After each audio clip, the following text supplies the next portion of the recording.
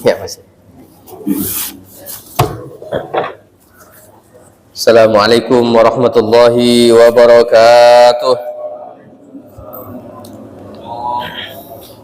Innal hamdalillah nahmaduhu wa nasta'inuhu wa nastaghfiruh wa na'udzu billahi min shururi anfusina wa min sayyiati a'malina. May yahdihillahu fala mudilla lahu wa may yudlil fala hadiya lahu. Asyhadu an la ilaha illallah wa asyhadu anna Muhammadan abduhu wa rasuluh. Allahumma salli ala sayyidina Muhammad wa ala alihi wa ashabihi wa man sara ala nahjihi ila yaumil qiyamah, amma ba'd. Hadirin hadirat yang dimuliakan Allah Subhanahu wa taala, alhamdulillah wa syukurulillah, pada subuh yang cerah ini Allah Subhanahu wa taala berkenan memberikan nikmat kepada kita bisa hadir di Masjid Fastabiqul Khairat dalam rangka melaksanakan sholat subuh secara berjamaah, dan kita lanjutkan dengan mengikuti kajian tafsir. Semoga Allah Subhanahu wa taala senantiasa memberikan keistiqomahan pada kita semuanya. Mari kita mulai kajian kita bersama-sama membaca Kitab Al-Fatihah. A'udzubillahi minasyaitonir rajim. Bismillahirrahmanirrahim.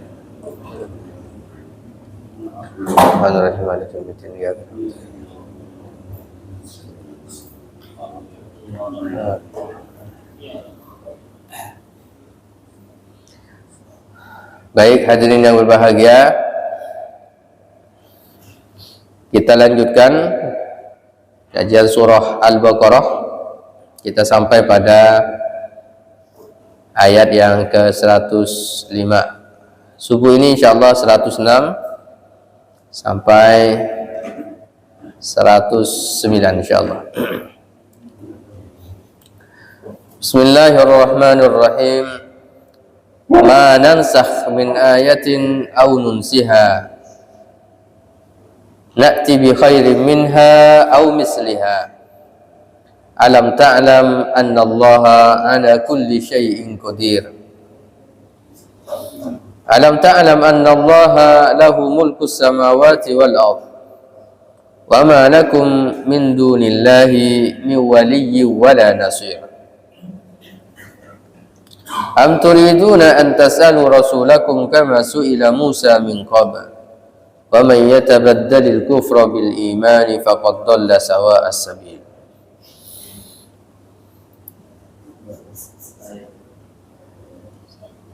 Hadirin yang berbahagia, ma nansakh min ayatin aw nunsiha, tidaklah kami menghapus min ayatin satu ayat, aw nunsiha atau ya apa saja yang kami nasakh dari satu ayat, atau kami ganti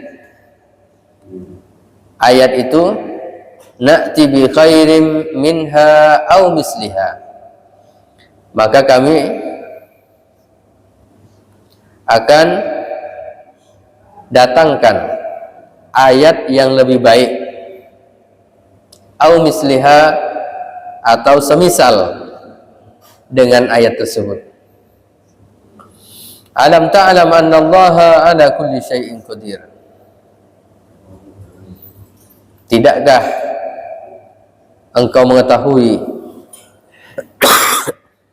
anna Allaha, bahwa sesungguhnya Allah ala kulli syai'in qadir, maha kuasa atas segala sesuatu. Bapak Ibu yang dimuliakan Allah Subhanahu wa taala, ayat ini oleh para ulama tafsir dijelaskan tentang, ya, ayat ini menjelaskan tentang ayatun nasakh. Ayat-ayat nasakh. Nasakh ini artinya menghapus. Ini nanti pembahasan detailnya ada pada pelajaran ulumul Quran. Ulumul Quran, ilmu-ilmu yang membahas tentang Al-Quran, cara membaca, penafsirannya, lalu hukum-hukum yang terkait dengannya, ulumul Quran.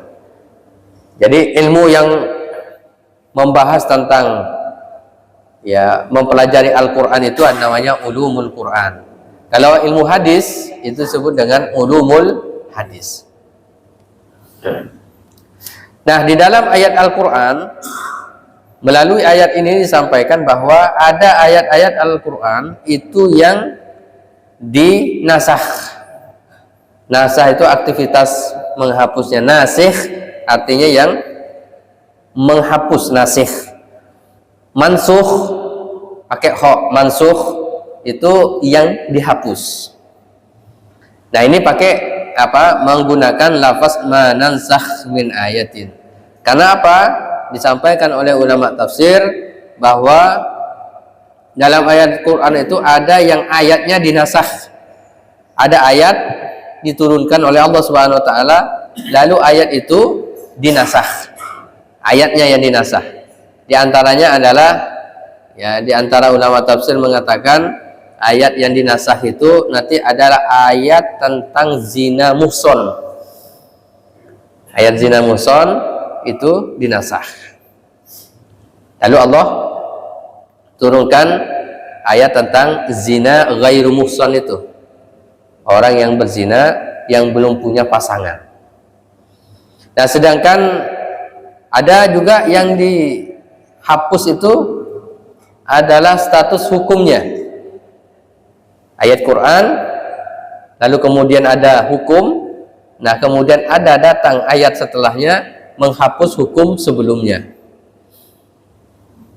Nah, di antaranya itu adalah terkait dengan ya, hukum yang misalnya dalam ayat Quran nih, jadi menghapus status hukum gitu.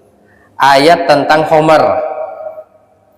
Khamar itu yang sebelumnya, khamar itu kul fihi ma ismun kabir.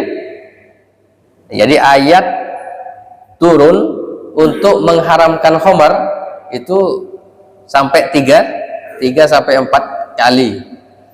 Belum ada ya sampai ya ayat yang pertama itu apa? Ketika pelarangannya tidak soreh, para sahabat ia tetap minum khamar waktu itu. Awal-awal ayat itu turun. Kenapa? Karena di dalamnya la taqrabus sholata wa antum sukara. Jadi larangan ayatnya jangan kalian mendekati sholat sedangkan kalian dalam keadaan mabuk. Tapi di luar sholat masih boleh. Gitu. Nah, ayat berikutnya masih banyak yang bertanya tentang khamar. Turun ayat kul fihi ma ismun kabir wa manafi'uhuma akbaru min naf'ihima. Mereka bertanya kepadamu tentang khamar. Katakan bahwa khamar itu ada manfaatnya, tapi dosanya, mudaratnya lebih besar daripada manfaatnya. Ya, masih belum ini.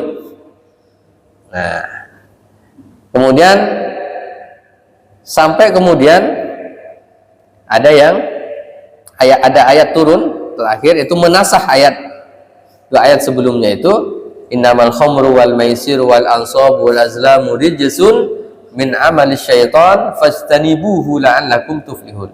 Sesungguhnya khamar, judi, ya kan? Kemudian mengundi dengan anak panah, ya, itu adalah perbuatan rijsun, perbuatan kotor. Maka jauhi. Nah, itu langsung jauhilah la'allakum, ya, fastanibuhu la'allakum turhamun. Nah, itu. Atau dalam ayat yang lainnya nanti fahal antum muntahun, kalian mau berhenti enggak? Gitu. Nah, jadi ini salah satu contoh ayat tentang turunnya ayat-ayat pelarangan khamar itu bertahap. Itu juga menunjukkan para ulama dalam ilmu dakwah menjelaskan bahwa di dalam berdakwah itu ya bertahap. Tidak bisa langsung orang satu malam yang sebelumnya tidak soleh langsung satu malam langsung jadi soleh. dia mesti bertahap. Begitu juga pendidikan pada anak-anak kita, itu juga bertahap. Ya, pada pasangan-pasangan kita, pada suami dan istri, memberikan nasihat dan seterusnya, itu juga bertahap. Ya, begitu juga ayat-ayat tentang ya jilbab, ya, memakai jilbab, menutup aurat, itu juga bertahap. Nah, ini terkait dengan nasakh. Nah, nanti secara rinci akan dibahas di ulumul Quran. Inti kenapa ada nasakh dan seterusnya, apa hikmahnya? Di antaranya adalah lil maslahah. Apa? Lil maslahah. Untuk kemaslahatan umat. Untuk kemaslahatan hamba. Maka dari sini muncullah kaidah, apa saja perintah dari Allah dan Rasulnya laksanakan, karena pasti di dalamnya ada maslahat. Sebaliknya, apa saja yang dilarang oleh Allah dan Rasulnya tinggalkan, karena pasti di dalamnya ada mudarat, sekalipun ada manfaatnya, gitu. Ya, contoh berzina, manfaatnya ada enggak? Ada manfaatnya. Manfaatnya ada. Tapi mudaratnya lebih banyak. Nah, ini terkait dengan al-maslahah. Tujuan Allah menurunkan Islam ini adalah untuk kemaslahatan hambanya. Walaupun kita belum tahu apa manfaat sholat ini. Misalnya sholat, apa sih manfaatnya? Kita belum tahu secara detail. Tapi laksanakan saja, pasti ada manfaatnya bagi kita. Nah, manfaat ketika kita melaksanakan ibadah itu untuk diri kita atau untuk orang lain? Atau untuk Allah Subhanahu wa taala? Kira-kira manfaat itu kembali kepada siapa? Manfaat itu kembali pada kita. Padahal Allah perintahkan, kan? Kalau kita manusia itu ada kepentingannya. Kamu nanti begini, tapi manfaatnya juga untuk dirinya, ya kan? Tapi kalau Allah Subhanahu wa taala ketika perintahkan sesuatu, manfaatnya kembali kepada dirinya, bukan kepada Allah. Makanya seluruh penduduk bumi ini tak mau beribadah kepada Allah, tidak akan mengurangi kemuliaan dari Allah Subhanahu wa taala. Begitu juga ketika seluruh penduduk bumi ini ahli ibadah semuanya, tak ada yang bermaksiat, ini juga tidak menambah kemuliaan dari Allah Subhanahu wa taala. Intinya, kalau ada perintah dari Allah dan Rasulnya, laksanakan. Laksanakan sesuai dengan kemampuan. Kalau ada larangan, tinggalkan secara totalitas. Ayat berikutnya. Mohon maaf. Ayat yang ke-107. Alam ta'lam annallaha lahu mulkus samawati wal ardh. Tidakkah kamu mengetahui bahwa sesungguhnya Allah Subhanahu wa taala lahu mulkus samawati wal ardh, punya kekuasaan, kerajaan yang mencakup langit dan bumi. Wa ma lakum min dunillahi min waliyyi wala nasir, dan tidaklah kamu, ya, wa ma lakum min dunillah, dan tidaklah kalian semuanya selain dari Allah mendapatkan wali wala nasir, penolong. Ayat ini menjelaskan kepada kita semuanya tentang ma'rifatullah, mengenal Allah Subhanahu wa taala, bahwa langit dan bumi ini adalah bagian dari kuasa Allah Subhanahu wa taala. Allah Maha Kuasa menciptakan langit dan bumi, dan Allah yang mengaturnya.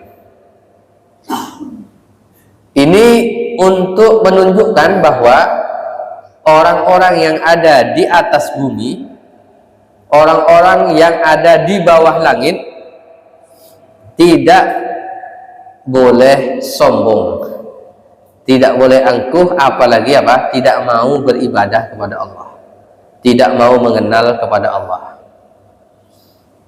Ini banyak terjadi juga. Jadi biasanya, contoh misalnya di Indonesia, kan gitu kan? Ya, ini bukan negara Islam, tidak boleh pakaian atau apa, ya kan? Itu ya tidak boleh menyebut Allah. Ya, itu kalau di tempat ini masih lumayan, kalau di Indonesia masih sekularismenya tidak terlalu tidak terlalu besar. Tapi kalau dulu di Turki itu, Kemal Atatürk itu bagaimana dia bisa mengubah azan itu dirubah pakai bahasa Urdu. Nah, itu bayangkan tuh, azan itu bukan Allahu Akbar lagi, pakai terjemahannya bahasa Urdu. Al-Quran kemudian diterjemahkan, nah kemudian yang berbahasa Arab dibakar, dihanguskan, tinggal terjemahannya. Gitu. Itu mengganti, betul itu, ya kan, mengganti ya hukum dan seterusnya.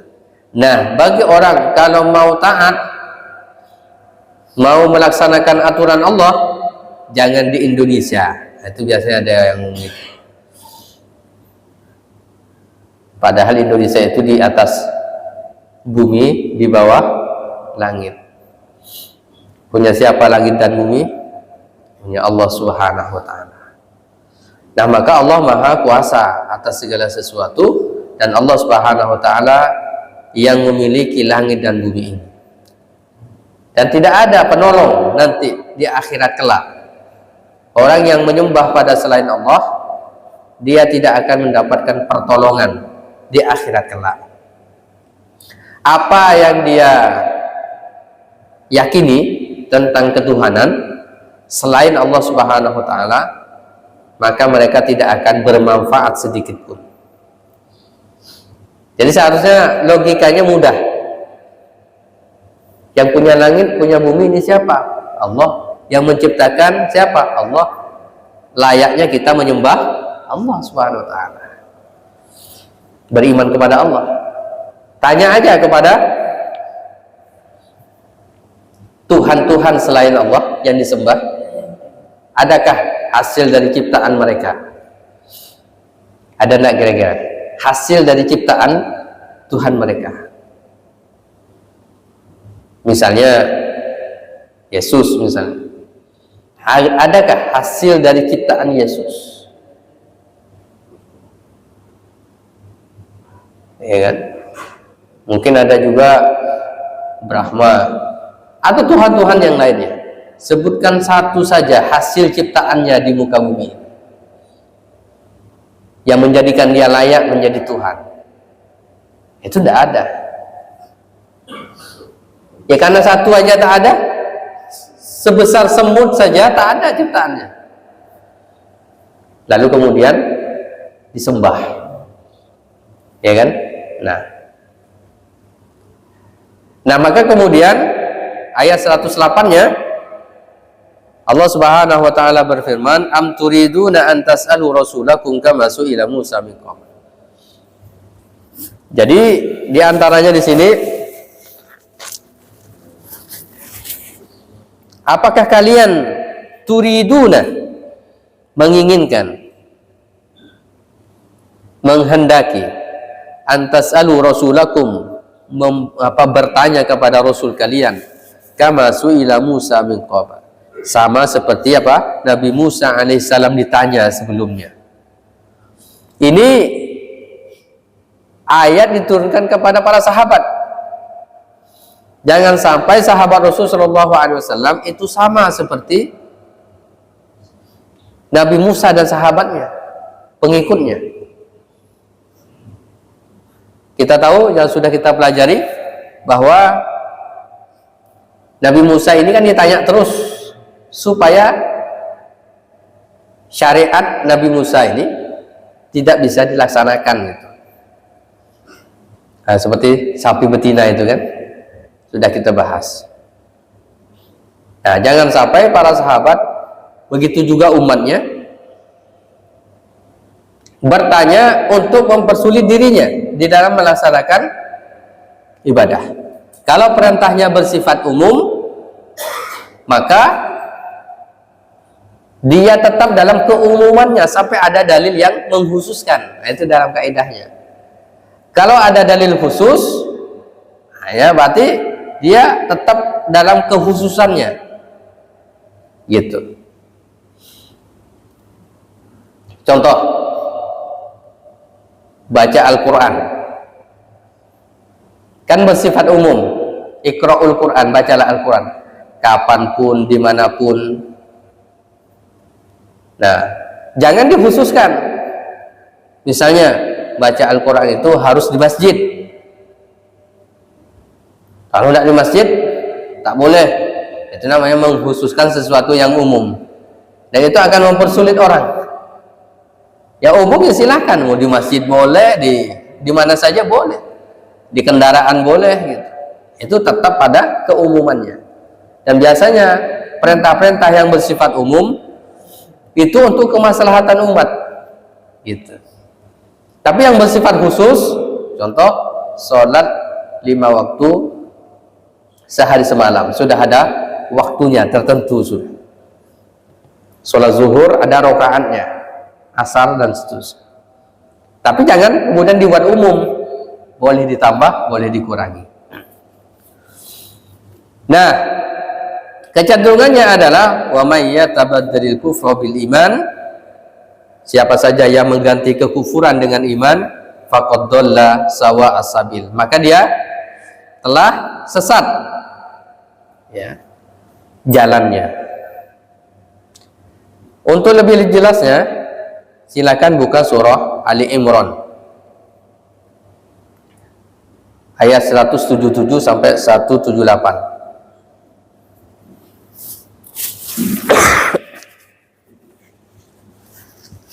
Ali Imran silakan buka 177 178.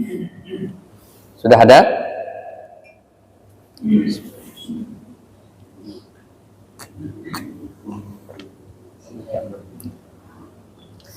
Innal ladzina syara'ul kufra bil iman, sesungguhnya orang-orang yang membeli kekafiran dengan iman.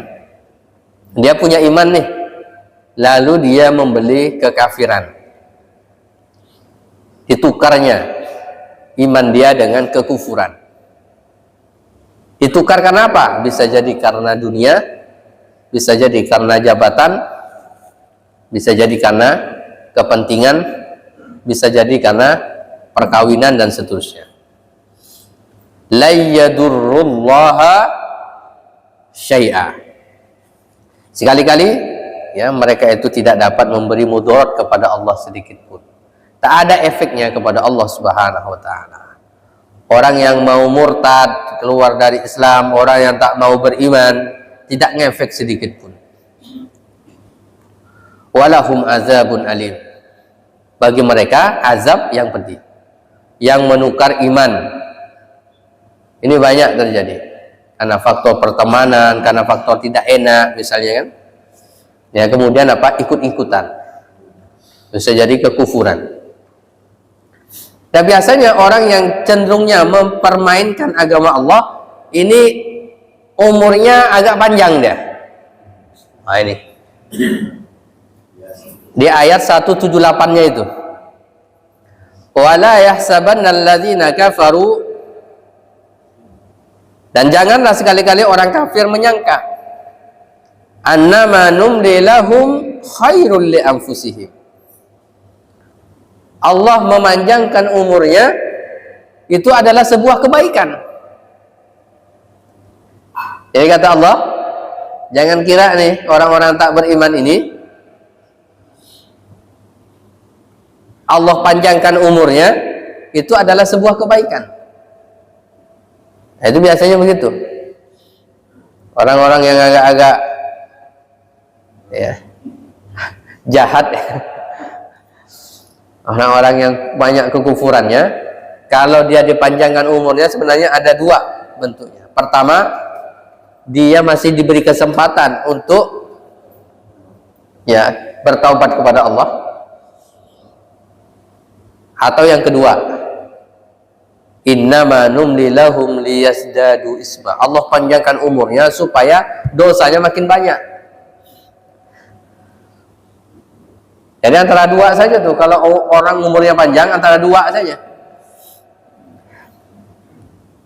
Satu, ya, dia dipanjangkan umurnya dalam ketaatan kepada Allah, semakin banyak taatnya, ditunggu Allah sayang kepadanya. Nah, makin dia banyak beribadah kepada Allah. Atau kebalikannya yang kedua, supaya dia dosanya itu semakin banyak. Allah geram juga itu. Biasanya orang, kenapa orang itu tak mati-mati kan? Banyak melakukan kekacauan. Nah ini, kalau dia tidak bertaubat kepada Allah, berarti apa? Liyazdadu isma, supaya dosanya makin banyak. Kalau udah dosa banyak, walahum azabum muhin. Nah, bagi mereka azab yang hina, yang pedih. Nah, ini menunjukkan bahwa Allah Subhanahu wa taala menyampaikan kepada kita semuanya jangan sampai menukar akidah, menukar keimanan dengan faktor misalnya, apalagi dengan sarana yang dipakai sekarang ini, toleransi. Toleransi beragama itu bagus, tetapi jangan toleransi yang kebablasan. Ya, sampai ada yang viral juga, orang pernikahan, jadi seorang suami yang habis akad nikah, dia mesti mengucapkan apa? Melakukan Indonesia Raya, membaca Pancasila.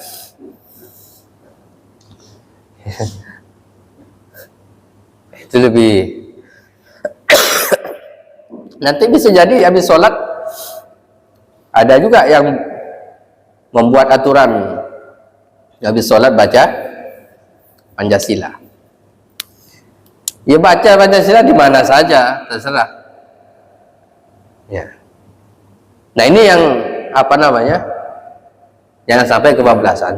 Saya juga misalnya melihat pakai bahasa salam ya.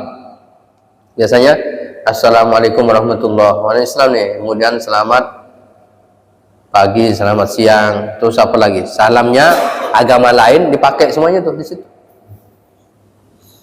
Namanya toleransi beragama ini sebenarnya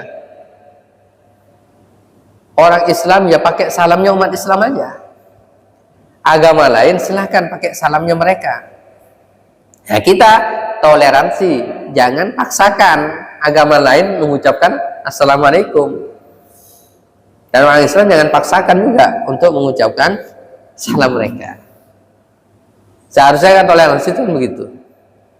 Tapi ini banyak orang Islam pokoknya semua kalau bisa ada 10 agama disebutkan semua salam.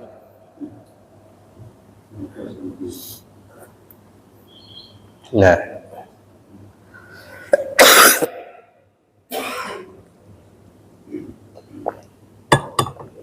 nah ini penting untuk kita semuanya, jangan sampai ada menukar iman. Menukar iman ini karena pernikahan itu bisa. Oh karena saya sudah cinta sama dia, bagaimana? Ada yang viral juga pernikahan dengan beda agama. 2 kali lagi. Nikah pertama secara Islam, nikah kedua di gereja. Nah, ini pernikahan mazhab apa ini kan? Ini bukan mazhab lagi, kekufuran. Nah, ini banyak terjadi. Nah, maka kita sebagai seorang muslimah ya, menjalankan aturan-aturan dan perintah dari Allah Subhanahu wa taala ini jangan sampai ya kebablasan lalu kemudian sampai mengganti agama. Ya, keyakinannya diganti, keimanannya diganti dengan kekufuran. Ya, pernah pada tahun 2020-an di rumah sakit kota itu ada orang masuk rumah sakit, lalu kemudian dia tidak bisa membayar administrasinya, lalu kemudian ada misionaris, lalu kemudian dia mengatakan, ya saya anaknya, saya akan membayar lunas ya biaya, bahkan dikasih bonus gitu kan, tapi syaratnya anak ini kami yang akan merawatnya. Lalu kemudian ya pasti dimasukkan ke Islam. Lalu kemudian itu cuman ya karena masih ada iman ya. Masih ada iman, maka dia tetap tidak mau. Nah ini alhamdulillah setelah itu kan ada solusinya. Nah ini yang kemudian ini biasanya dalam kondisi-kondisi sulit. Maka kemudian Rasulullah mengatakan kadal faqru ayyakuna kufran. Hampir saja kefakiran itu membawa seseorang pada kekufuran. Nah, kefakiran itu hampir saja membawa pada kekufuran. Jangan sampai karena kefakirannya lalu kemudian menggadaikan agama. Begitu juga ada orang menggadaikan agamanya, pemahaman Islamnya ya, karena jabatan kan gitu kan, karena kekuasaan. Nah ini juga perlu diwaspadai. Nah semakin dia banyak melakukan ya dosa, maka ditangguhkan oleh Allah. Tunggu dulu, tunggu ya, semakin dia banyak melakukan dosa, semakin ya menunggu banyak siksanya yang pedih di akhirat. Nah, ayat berikutnya, maka Allah liyazarul mu'minin. Ini kita lanjutkan saja ke Al-Baqarah lagi. Al-Baqarah lagi.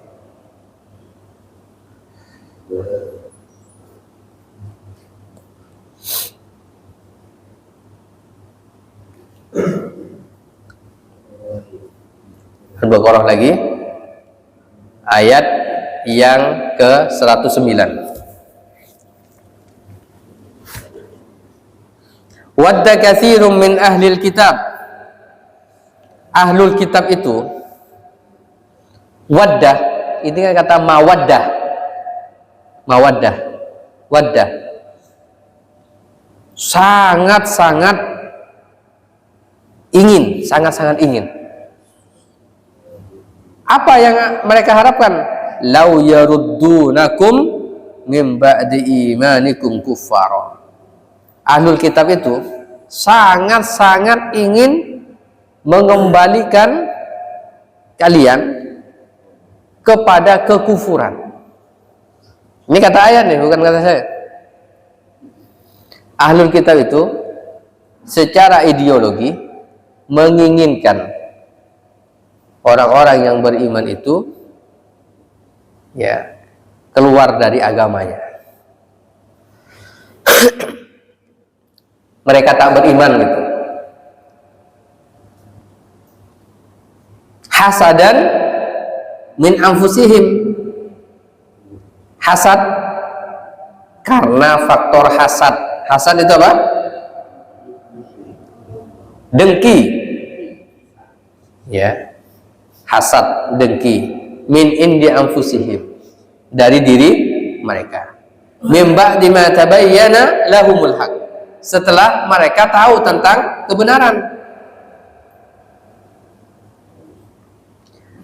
Jadi pergolakan antara al-haq wal batil itu benar-benar terasa.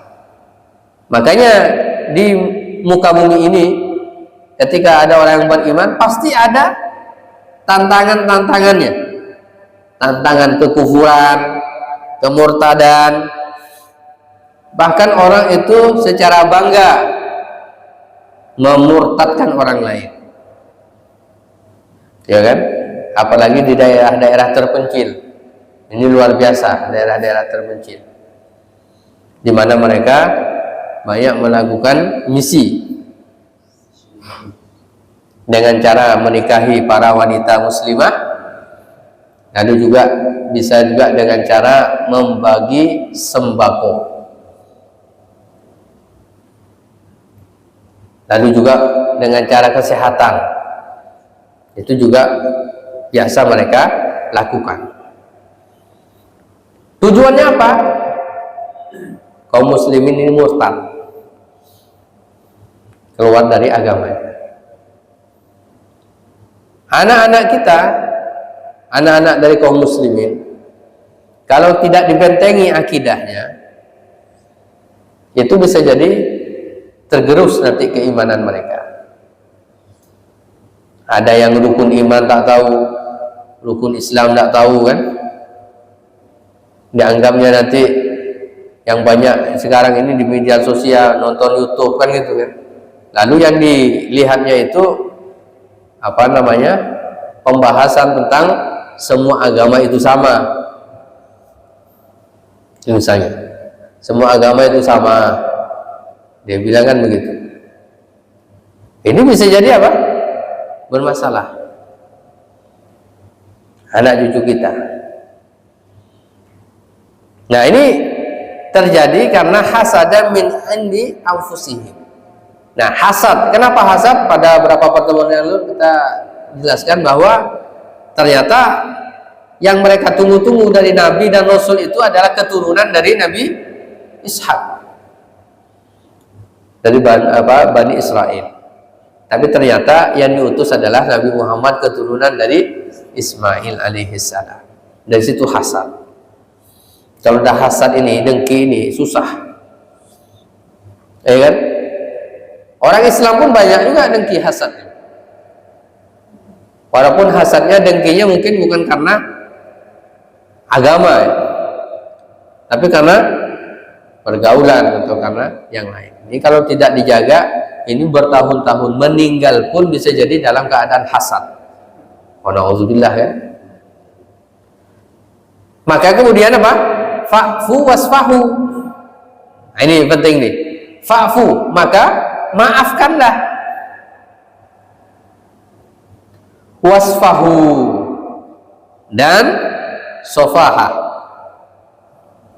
ya, maafkanlah. Musafahah, musafahah ini salaman gitu. Nah, biarkanlah mereka itu, ya, hatta ya'tiyallahu bi amri, sampai Allah mendatangkan perintahnya. Innallaha ala kulli syai'in qadir. Nah, sesungguhnya Allah Subhanahu wa taala maha kuasa atas segala sesuatu. Jadi apa perintah Allah? Sekalipun banyak tantangan, banyak orang-orang yang ingin mendangkalkan akidah, mendangkalkan pemahaman Islam, dan banyak orang-orang yang ingin memurtadkan umat Islam, jangan hiraukan mereka. Yang mesti kita lakukan apa? Bagaimana kita perhatian terhadap diri kita. Solusinya apa? Supaya bisa bertahan, istiqomah. Ayat selanjutnya itu ayat 110, ini ayat terakhir ya. Wa aqimus shalah, dirikan sholat. Wa atuz zakah, tunaikan zakat. Dua solusinya supaya keimanan seseorang semakin kuat, tidak goyah sholat. Kalau orang itu sholatnya itu sudah malas-malesan, kecenderungannya apa? Kecenderungannya hatinya bisa mudah terkotori dengan penyakit-penyakit hati. Kalau sudah begitu, dari hatinya sudah mulai terkotori, terkontaminasi, maka nanti akal pemahamannya. Setelah itu, maka dampaknya pada amal-amal perbuatannya. Dan dengan sholat, ini sebagai filter sebenarnya. Ada orang punya masalah, ya kan, masalah apa saja itu, apakah terkait dengan ekonomi, terkait dengan ya masalah keduniaan, ya, maka laksanakan sholat. Maka laksanakan sholat ini, karena dengan sholat ini kita bisa bertakarrub kepada Allah, meminta solusi kepada Allah.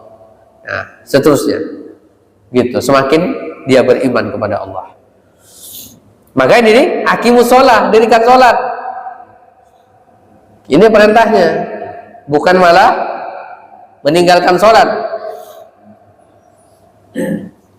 Wa atuz zakah, tunaikan zakat. Nah, ini supaya apa? Supaya orang-orang yang kurang mampu, orang-orang yang membutuhkan itu, ya, mereka tetap dalam keimanan mereka. Wa ma tuqaddimu li anfusikum min khairin tajiduhu indallah, kebaikan yang kalian lakukan itu pada prinsipnya kembali kepada kalian, itu dari sisi Allah. Innallaha bima ta'maluna basir. Sesungguhnya Allah Maha melihat apa yang kalian kerjakan. Artinya Allah Subhanahu wa taala sudah mencatat amal-amal kebaikan kita. Sekalipun tidak ada kamera, ya, tidak ada kamera, Allah sudah mencatat.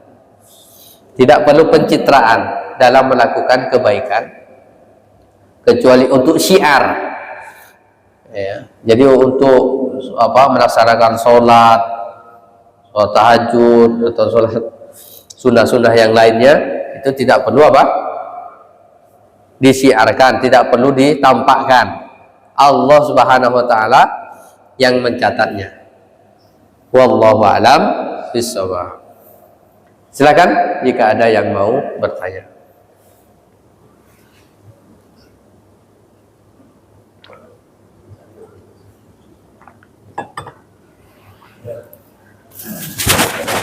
Silakan, Pak.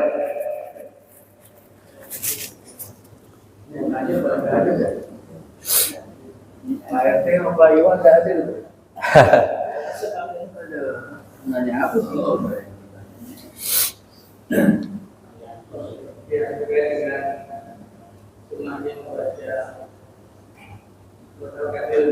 Ya.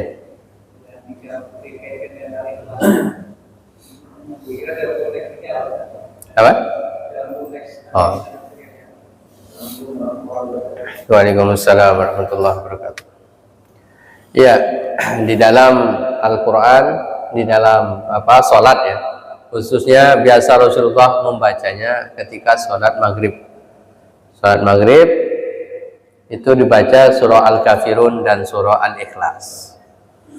Begitu juga dalam riwayat disebutkan sholat subuh, itu surah Al-Kafirun dan Al-Ikhlas juga.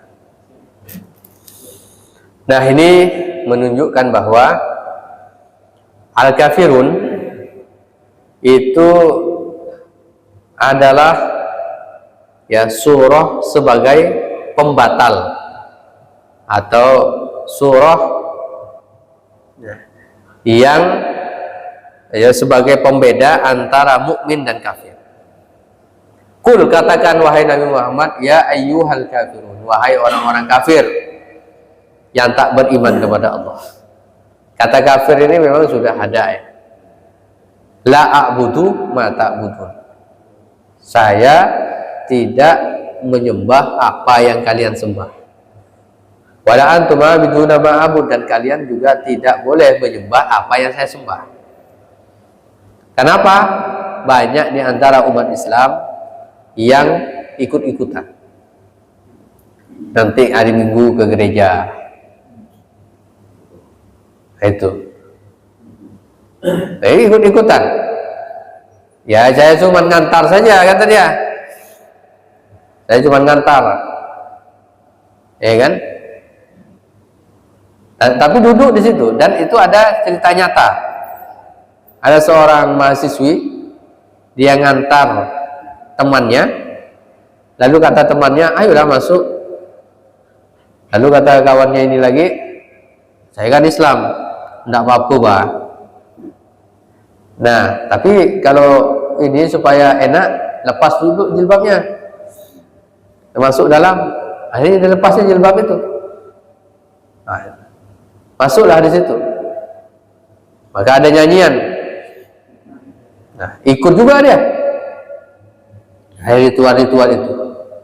Nah, maka ini sebuah penyimpangan. Apalagi membaca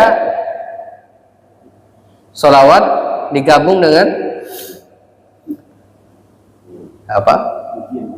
Pujian-pujian. Nah, ini di gereja.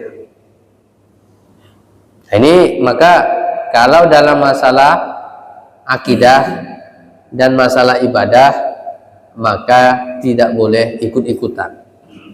Lakum dinukum waliyadin. Gitu. Tapi dalam masalah muamalah, jual beli, ya kan, bisnis, kemudian dalam masalah yang lainnya, ya masalah keduniaan, bertetangga, berteman, itu sah-sah saja, tidak ada masalah. Ya, bersama, bercita bersama. Tetapi dalam masalah keagamaan, masalah akidah, ibadah, pernikahan, nah ini yang tidak diperkenankan. Nah, sedangkan al-ikhlas itu sendiri itu adalah bagian dari penetapan bahwa yang kita sembah hanya Allah Subhanahu wa ta'ala. Dan kalau kita sering baca itu ya di dalam sholat kita, dan kita jadikan al-ikhlas sebagai surat favorit kita, maka insya Allah ya akan mengantarkan kita ke dalam surga, sebagaimana kisah pada sahabat Rasulullah SAW. Wallahu a'lam bishawab.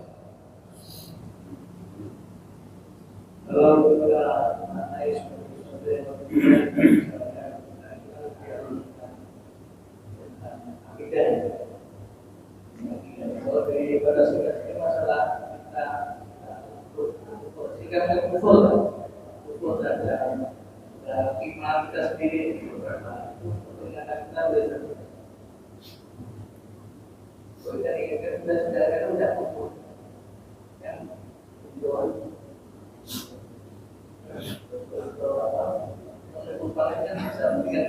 iya.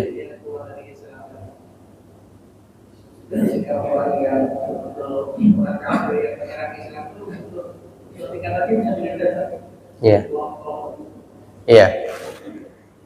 Orang-orang yang tidak beragama Islam atau disebut dengan kafir ini ada berapa tingkatannya. Ada paling tidak ada kafir zimmi. Kafir zimmi itu adalah orang yang tidak beragama Islam, yang berada di bawah naungan umat Islam. Kenapa? Karena dia tidak termasuk yang membuat kerusakan, ya kan gitu ya, tidak membuat tidak membuat onar, gitu. Maka dia disebut kafir zimmi, termasuk tetangga kita dan seterusnya. Nah, ada hak-haknya, ya kafir zimmi, tak boleh juga dipaksakan. Yang kedua ada kafir al-mu'ahid, itu adalah terikat dengan perjanjian. yang perjanjian. Karena dia begini, ada perjanjian, boleh tinggal di sini dan seterusnya, syaratnya ini. Dan tak boleh ada kerusuhan dan seterusnya. Yang ketiga, itu ada kafir harbi. Orang yang menyerang Islam, memusuhi Islam. Termasuk di dalamnya, ya dulu yang menyerang Nabi Muhammad SAW dan para sahabatnya kan. Itu semuanya adalah kafir harbi. Kalau kafir harbi ini layak diperangi. Gitu. Kenapa? Dia memerangi, maka layak diperangi. Dan bagaimana syarat dan ketentuannya? Nah, ini panjang lagi. Ini babnya bab jihad. Syarat dan ketentuannya nanti mesti ada pemimpin yang mendeklarasikan peperangan. Itu baru sah ya sebagai al-jihad fi sabilillah. Nah, gitu. Gimana, Pak? Ya. Nah, ini. Wallahu a'lam bishawab. Itu tingkatan dari kafir. Silakan, Pak.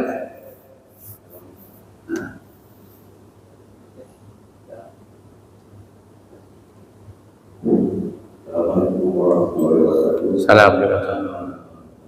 Pada ayat yang tadi disebutkan bahwa itu dikembalikan pada hukuman karena rasa seperti dikaitkan dengan toleransi seperti dalam itu di awal berarti ada ibadah yang dilakukan di gereja dilakukan oleh yang tahu atau kiai itu ibadah ya seperti salawatan dan macam-macam misalnya di luar gereja ya berselawat di gereja itu kan menunjukkan toleransi padahal mereka juga tahu agama. Nah, yang menjadi pertanyaan apakah ada penafsiran dari ayat-ayat yang terkait atau memang ada unsur lain yang dimaksudkan agama misalnya melewati para kiai itu dari orang ahli kitab ini untuk mengutarakan umat Islam. Yang saya mau tahu kasusnya terjadi tidak ada di kalangan Ustaz maupun dari yang ada itu melihat hal ini bagaimana. Waalaikumsalam. Iya, kalau terkait dengan motif ini memang kami tidak tahu juga. Wallahu a'lam. Kenapa berselawat di gereja? Nah, gitu ya. Tapi pada prinsipnya kalau mengumandangkan azan, misalnya nih, ya, gereja dijadikan tempat ibadah, ya, dia misalnya ada orang beribadah nih, tak ada tempat lain. Ini prinsipnya, kasus-kasusnya. Kita berjalan ke suatu tempat, di situ tak ada. Ini kalau di rumah-rumah yang ada, kita khawatir dengan kenajisannya, misalnya. Lalu kemudian ada orang numpang ibadah, karena saking ininya di halaman tak bisa, tak mungkin kan, hanya di emperan, ya, di teras dari rumah ibadah lain, itu hukumnya boleh. Para ulama mengatakan hukumnya boleh. Yang kedua, kalau kita dalam rangka berdakwah nih, masuk ke dalam rumah ibadah mereka, lalu kita membaca ayat Al-Quran, membaca sholawat untuk Nabi SAW, dan dalam rangka dakwah nih, kita membacakan nih, masuklah Islam kalian semuanya, masuklah Islam, baca ayat lalu baca sholawat, maka hukumnya sah-sah saja, boleh dalam rangka apa? Dakwah tadi. Tapi kalau dalam rangka dijadikan seni budaya, baca sholawat, kemudian orang-orang yang non Islam itu malah berjoget dengan sholawat itu, joget pakai pakaian non Islam, pakai pakaian keagamaan mereka. Itu kan berarti menghinakan. Kalau kira-kira Nabi Muhammad tuh ada di depannya, kira-kira apa yang dilakukan oleh Nabi Muhammad? Gitu. Nah, maka dalam hal ini ya kembali, kalau pada niatnya ini kan toleransi, kita melakukan apa yang mereka lakukan, ini kan berarti toleransinya kebablasan. Gitu. Motifnya itu atau niatnya, kembali kepada niatnya seperti apa sebenarnya, kan gitu. Nah, ini memang yang tahu persis itu adalah ya orang yang melakukannya. Apa sebenarnya tujuan yang dilakukan itu. Nah, tapi kalau tidak ada efek ininya, misalnya dalam dakwahnya juga ada hanya sekedar apa? Seni budaya. Contoh misalnya, karena ada kegiatan di tempat ibadah yang lain, dipanggillah beberapa, ada nyanyian ini, sholawat. Dan dalam hal ini kan itu tak ada nilai syiar dakwahnya kan. Ini hanya sekedar nyanyi saja di situ. Nah, ini yang kemudian perlu diperhatikan sebenarnya oleh para dai. Nah, itu jangan sampai kebablasan. Walaupun bisa jadi niatnya kalau ditanyakan ya pastilah ini untuk dakwah kan gitu. Ya, bisa jadi niatnya seperti itu. Ya, memang yang tahu betul orang yang melakukan kan gitu. Wallahu a'lam bishawab. Nah, silakan Pak. Assalamualaikum.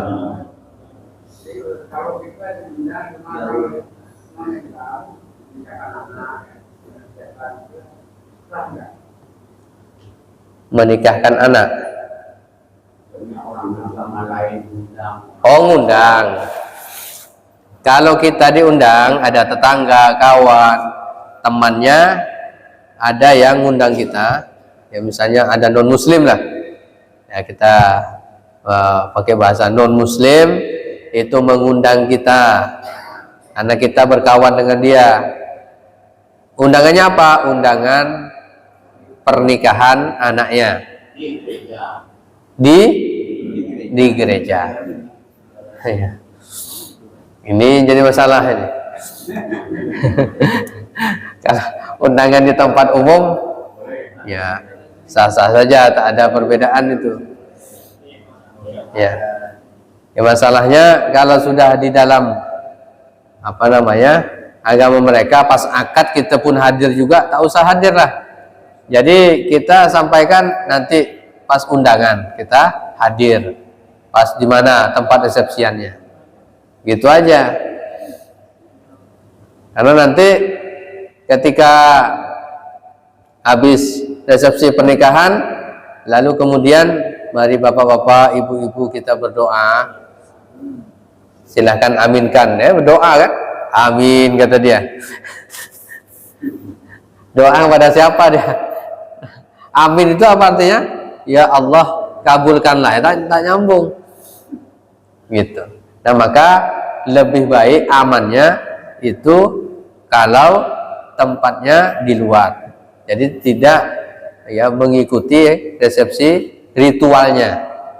Gitu. Itu lebih aman insyaallah. Nah, kalau di rumah atau di tempat-tempat resepsi ya sah saja, malah bagus untuk membangun hubungan yang baik, yang akrab pada kawan kita. Itu Pak ya? Alhamdulillah. Assalamualaikum. Dengar Pak? Assalamualaikum warahmatullahi wabarakatuh. Salam. Pertanyaan masalah pernikahan. Jadi dari pernikahan lain agama, misalnya perempuan Islam, itu di pandangan Islam itu hukumnya gimana Pak? Selama dia berumah tangga, baiklah punya keturunan. Itu dalam pandangan Islam gimana Pak? Apakah kalau di akidah itu sudah tidak dilarang, tapi kadang-kadang ada yang mengatakan agama itu sama saja. Jadi kalau saya coba menjelaskan, terima kasih. Ya. Dalam masalah pernikahan beda agama, buka surah Al-Baqarah.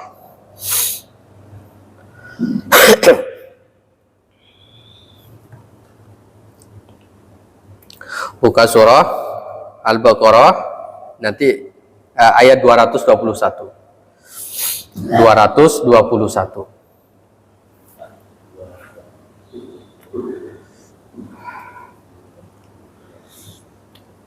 Al-Baqarah 221. Wala tankihul musyrikati hatta yu'min. Jangan kalian menikahi wanita-wanita musyrik yang tak beriman sampai mereka beriman. Wala amatu mu'minatun khairum min musyrikati walau a'jabatkum. Hamba sahaya mukminah, hamba sahaya budak tapi beriman itu lebih baik daripada wanita-wanita yang tidak beriman, sekalipun itu membuat kalian takjub atau dia ini wanita non-Islam, cantik, punya kedudukan, punya harta. Gitu. Tak boleh dinikahi. Haram hukumnya. Dan pernikahannya tidak sah. Wala tunkihul musyrikina hatta yu'minu. Sebaliknya, jangan kalian menikahkan. Ini kepada, kalau tadi kepada laki-laki Islam tak boleh menikahi wanita muslimah. Ayat ini wala tunkihul ini kepada walinya. Jangan kalian menikahkan laki-laki musyrik ya, dengan wanita muslimah. Ini kebalikannya. Hatta yu'minu, sebelum mereka beriman. Masuk Islam dulu supaya sah. Wala abdum mu'minun, hamba sahaya budak yang beriman itu lebih baik daripada laki-laki musyrik yang tak beriman, sekalipun itu mengagumkanmu. Gitu. Apa larangannya? Apa hikmahnya? Kenapa tak boleh? Diharamkan. Ini ayat setelahnya itu. Ulaika yad'una ilan nar. Kenapa? Karena mereka orang-orang musyrik itu mengajak pada neraka. Wallahu yad'u ilal jannah wal maghfiratu bi'idznih. Sedangkan Allah itu ngajak ke surga. Nah, kalau suaminya tak beriman atau istrinya tidak beriman, kira-kira ketika punya anak diajak kemana? Nah, itu. Nah, kalau di dalam Islam ya kalau namanya tidak sah, jadi bagian dari zina. Hah? Kalau tidak tahu hukum, ya dimaafkan. Tapi masa dengan informasi sekarang ini yang iya, itu yang maksud dengan fasakh sebenarnya. Fasakh, terjadi fasakh. Itu fasakh itu otomatis cerai. Nah, maka itu yang dilakukan oleh para sahabat tuh. Oleh para sahabat ketika hijrah dari kota Mekah ke Madinah. Itu langsung ditinggalkan istrinya tidak beriman.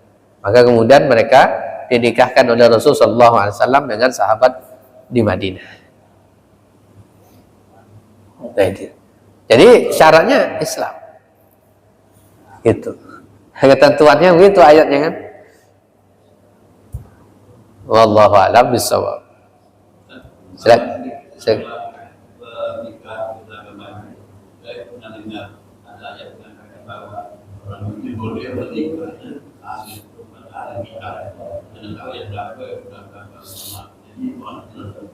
Ya, itu ada dalam surah Al-Maidah ayat 4. Silakan buka. Surah Al-Maidah.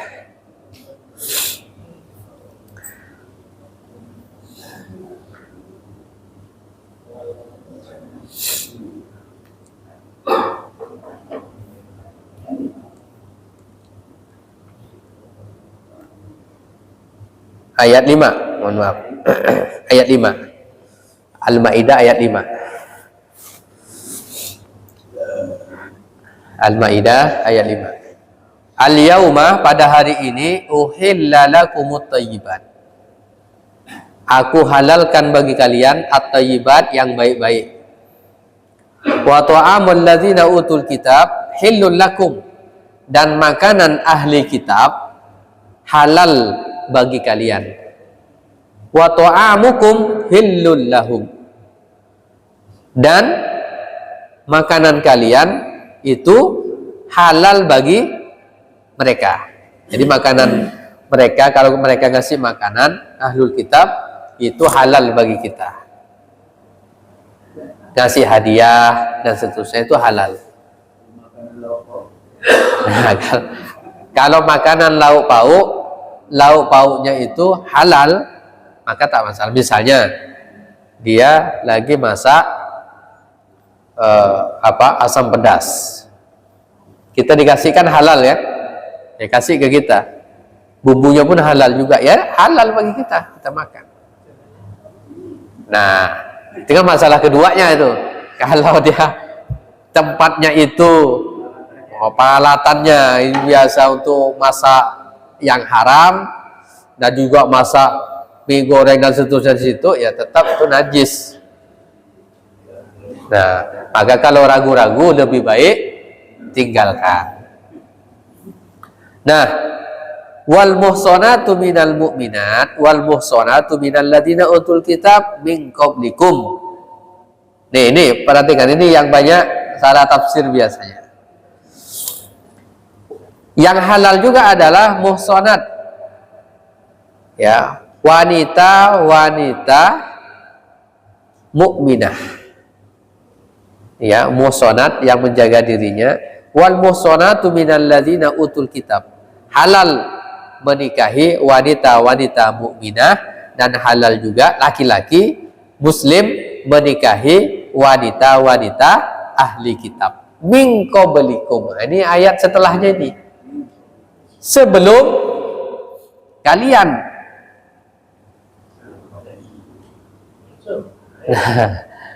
Nah, ayat ini dibolehkannya dulu pada zaman Rasulullah SAW, ketika para sahabat melakukan peperangan. Itu tempatnya jauh, termasuk di Khaybar, itu jauh, dan itu berbulan-bulan. Maka diizinkan sahabat Rasulullah SAW menikah dengan ahlul kitab. Kenapa? Bisa jauh, kalau enggak jadi lemah jihad nanti. Gitu, pas mau jihad ingat istri kan begitu. Jadi, nah itu pada zaman dulu. Nah kemudian para ulama mengatakan itu ayatnya dimansuh, dinasah pakai ayat yang sebelumnya tadi. Yang kedua, kalaupun ayat ini tidak dinasah, yang perlu dipertanyakan adalah ahlul kitab. Apa definisi ahlul kitab? Pertanyaannya, apakah ada ahlul kitab sekarang ini sama seperti ahlul kitab yang sebelumnya? Gitu. Kalau sebelumnya seperti Waraqah bin Naufal, itu benar-benar ahli kitab, paham dia Nabi Muhammad ini akan datang, Nabi terakhir, itu ahli kitab, itu benar-benar ahli, paham dengan kitab suci. Nah, sekarang ada enggak wanita ahli kitab?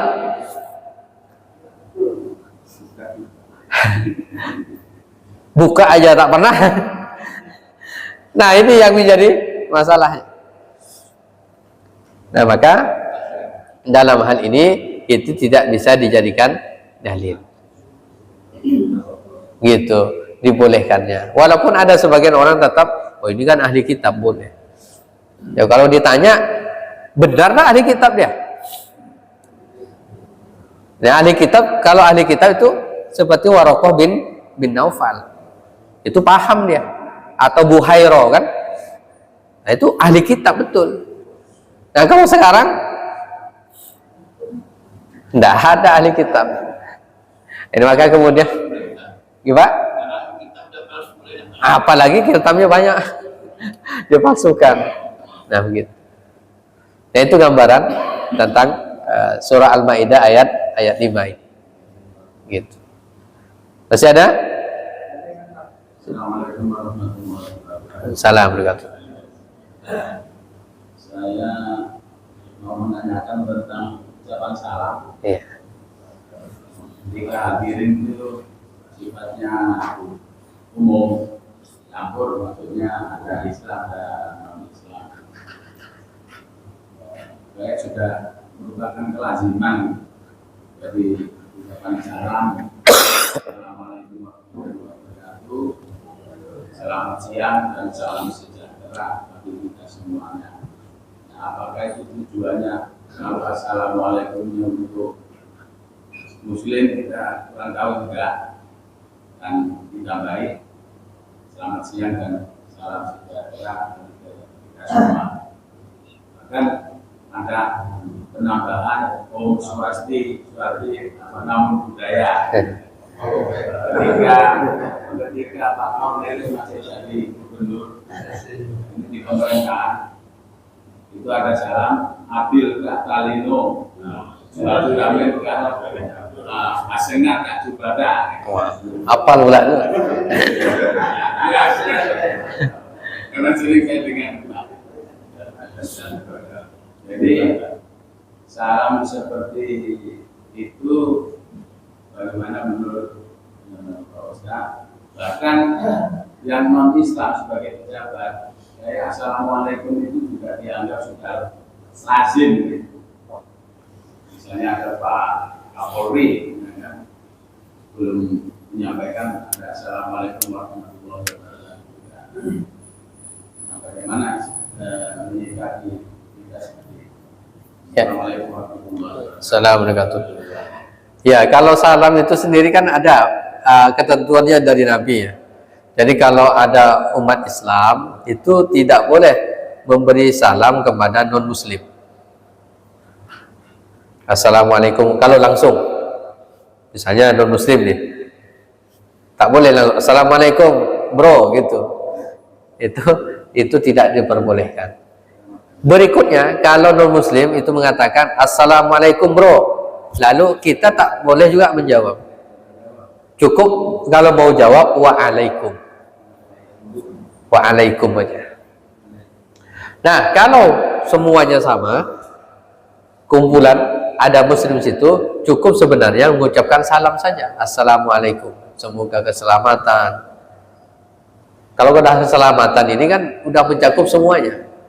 Selamat di pagi hari, di siang hari, di sore hari, malam hari, subuh hari. Itu mencakup semuanya sebenarnya.